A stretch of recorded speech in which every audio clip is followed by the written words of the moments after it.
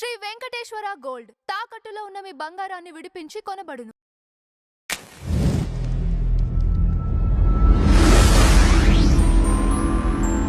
నమస్తే అండి, welcome to tree media.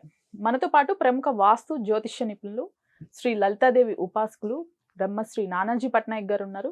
Sir నమస్కారం. శ్రీమాత్రే నమః. సార్, మరలా పూరి జగన్నాథుడి ఆలయం పైన కాకులు గద్దలు తిరుగుతున్నట్లుగా తెలుస్తోంది. అంటే లాస్ట్ టైం మనం ఒక వీడియోలో డిస్కస్ చేసుకున్నాం, ఇట్లా తిరిగిన ప్రతిసారి కొన్ని సంకేతాలు ఇస్తుంది అని. అవునండి, అవును, ఎగ్జాక్ట్. మరి ఇప్పుడు కూడా అంటే ఇది ఇలా తిరగటం వల్ల దేనికి సంకేతం, ఏం జరగబోతుంది అంటారు? ఇదైతే ఖచ్చితంగా శుభసూచకం కాదండి. లాస్ట్ టైం కూడా మనకి గద్దేదో ఆ జెండా ముక్కను పట్టుకుపోతే అందరూ గరుకుమంతుడు వాహనము ఆహా ఓహో అనుకున్నారు, కానీ అప్పుడు కూడా నేను వివరణ ఇచ్చాను, ఇది శుభ సంకేతాలు కావు అని. ఈ కాకులు తిరుగుతున్నాయి, గద్దలు తిరుగుతున్నాయి అనేటువంటి వస్తున్నాయి, దాని మీద వీడియోలు కూడా రన్ అవుతున్నాయి. దీనికి సంబంధంగా మనం కనుక చూసుకుంటే ఎప్పుడు అంటే కనీసం ఎన్ని సంవత్సరాలకు ఒక్కసారి వస్తుందని మనం చెప్తాం ఏమైనా కొన్ని గ్రహస్థితులు. ఇప్పుడు ఎగ్జాంపుల్ చతుర్గ్రహ కూటం అనుకోండి, ప్రతి సంవత్సరం ఒకసారైనా ఖచ్చితంగా వస్తుంది, ఒకసారైనా 2 సార్లైనా. పంచగ్రహ కూటమి 2 సంవత్సరాలకు ఒకసారి 3 ఏళ్ళకు ఒకసారి వస్తూ ఉంటుంది. కానీ ఒకే నెల 2 నెలల్లో జస్ట్ 3 సార్లు పంచగ్రహ కూటమి వస్తుంది ఈసారి విచిత్రంగా.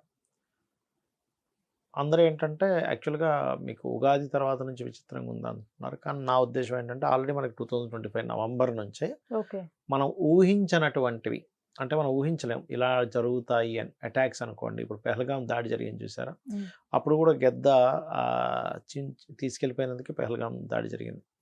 ఇప్పుడు కూడా ఏంటంటే పెహల్గాం దాడులు లాంటివి ప్రపంచవ్యాప్తంగా జరుగుతాయి.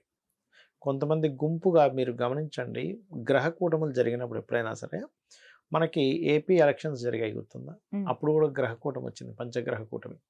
అప్పుడు నేను ఒక విషయం చెప్పాను, పైన ఆకాశంలో గ్రహ కూటమి, ఇక్కడ వీళ్ళు కూటమితో ఉన్నారు, అందుకే వీళ్ళు విన్ అయ్యారు. అలా రాజకీయ సంబంధమైనటువంటివి కావచ్చు, కొన్ని దేశాలు ఏకమై చేసేవి కొన్ని అయి ఉండొచ్చు, అలాగే కొన్ని దేశాలకి యుద్ధ వాతావరణం కానివ్వండి, అదేవిధంగా అటాక్స్ చేసేటప్పుడు కూడా కొంతమంది ముష్కరులు అటాక్ చేస్తూ ఉంటారు. అలాగా ఈ అటాక్స్ అవ్వడము, మరియు అసలు ఇంత విచిత్రం జరిగిందా అంటే ఊహించలేమండి. అసలు ఇలా కూడా జరుగుతుందా ప్రకృతిలో అనేటువంటిది మనం చూడబోతున్నాం.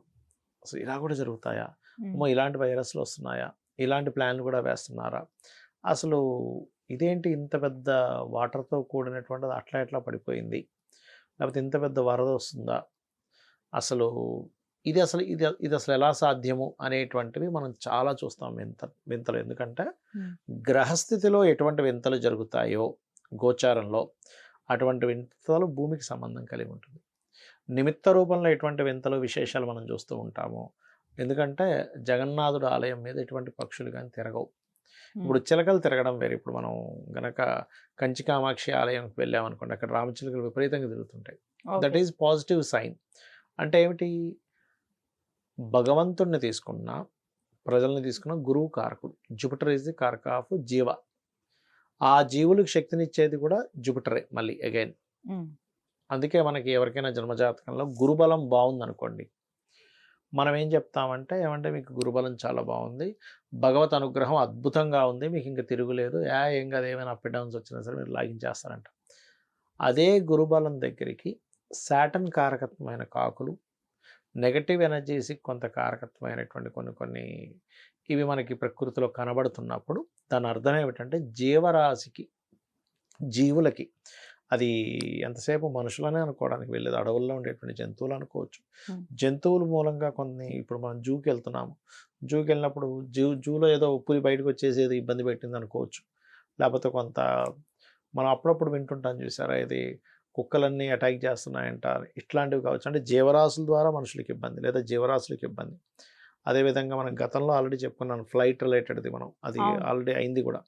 ఈ రాబోయే కాలం అంతా కూడా ఇంకొంచెం ఈ ఫ్లైట్ల మీద తిరిగే విషయాల్లో కానివ్వండి, కొంచెం అగ్ని ప్రమాదాలు ఎక్కువగా పెరుగుతాయి. ఎందుకంటే అగ్ని కారకుడైన కుజుడు ధనస్సు ఎంట్రీ, ప్లస్ దాంతోపాటు ఇప్పుడు రవి ఎంటర్ అయ్యేసరికి ఏమవుతుందంటే, రాజకీయ నాయకులు పూర్తి దేశాల్లో ఎన్ని దేశాల్లో అయితే ఉన్నారో ఆ రాజకీయ నాయకులు ఎంతమంది అయితే ఉంటారు, ప్రెసిడెంట్లు అనుకోండి, పెద్ద పెద్ద నాయకులు అనుకోండి, వాళ్ళందరూ ఒకటవ్వడం, 2-3 గ్రూపులుగా విడిపోవడం, 2-3 గ్రూపులు కలిసి ఏదైనా ఒకటి చేద్దాం అనుకోవడం, అంటే గ్రూపులుగా వెళ్ళిపోయి వాళ్ళ మధ్యనే కొన్ని వైషమ్యాలు రావడం, ముస్లిం కంట్రీస్ అన్నీ ఒకటి అయిపోవడం, ఈ కంట్రీస్ అన్నీ ఒకటి అయిపోవడం, ఇట్లాంటివి జరగనున్నాయి. ఇంకోటి ఏంటంటే, నేను గతంలో మనం ఏప్రిల్ మాసంలోనే చెప్పాను, ఉగాది టైంలోనే చెప్పాను లాస్ట్ ఇయర్, ఏంటంటే ఈ ఇయర్ ఉగాది టైంలో సేమ్ దాంట్లోనే కొన్ని వస్తాయి. అంటే ఇది సనాతన ధర్మంలో ఇప్పుడు హైందవంలో ఉండే వాళ్ళే గొడవలు పెట్టుకుంటారు, బయట ఎవరో కాదు అనేటువంటి విషయం కూడా చెప్పాను నేను. సో ఏంటంటే ఇవి మనం ఎప్పుడు కని విని ఎరుగనటువంటిది పంచగ్రహ కూటమి 3 సార్లు రావడం. జనవరి 18, 19, ఫిబ్రవరిలో ఒకసారి 2 సార్లు వస్తుంది, 19, 20 తేదీలు, మళ్ళీ 24 నుంచి 1వ తేదీ మధ్యలో వస్తుంది, కుంభరాశిలో జరుగుతుంది. మరలా ఆ 3 సార్లు అయిపోతూ ఉండగా మధ్యలో 2 సార్లు చతుర్గ్రహ కూటమి. సో ఏంటంటే ఇన్ని కూటములు, ఇందులో మరలా కొంత కాల్సర్ప యోగం ఏర్పడడం ఫిబ్రవరి నుంచి, ఇవన్నీ ఏంటంటే మనకి 2025 నవంబర్ నుంచే 1 సంవత్సరంన్నర పాటు మనం రకరకాల వింతలు విడ్డూరాలు చూడనున్నాము. ఓకే. అసలు ఇలాంటి వర్షం పడుతుందా అనేటువంటి విడ్డూరం గుర్తుపెట్టుకోండి, ఇలాంటి గాళ్ళు వస్తాయనే విడ్డూరం, ఇలాంటి అటాక్స్ జరుగుతాయా, ఇలాంటి మానవ బాంబులు అనుకోండి, బయోవార్లు అనుకోండి, ఇట్లాంటివి జరుగుతాయి అనుకునేటువంటి జరుగుతాయి. కాబట్టి ప్రతి ఒక్కరికి నేను ఇచ్చే సూచన ఒకటి, ఇవన్నీ చెప్పుకోవడం కాకుండా అసలు మనం ఎట్లా ఇప్పుడు బయటికి వెళ్తేనే కదా వచ్చేది ఇబ్బంది. మీరు ఏదైనా లాంగ్ జర్నీ చేసేటప్పుడు ఇంట్లో కొబ్బరికాయ కొట్టి బయలుదేరండి. ఇంట్లో నిత్యము అమ్మవారికి నివేదన కొబ్బరికాయ కొట్టండి. దాని ద్వారా చాలా మట్టుకు మనకు వచ్చేటువంటి నెగటివ్ ఎనర్జీ అనేటువంటిది పోతుంది. Right sir, thank you so much. శ్రీమాత్రే నమః.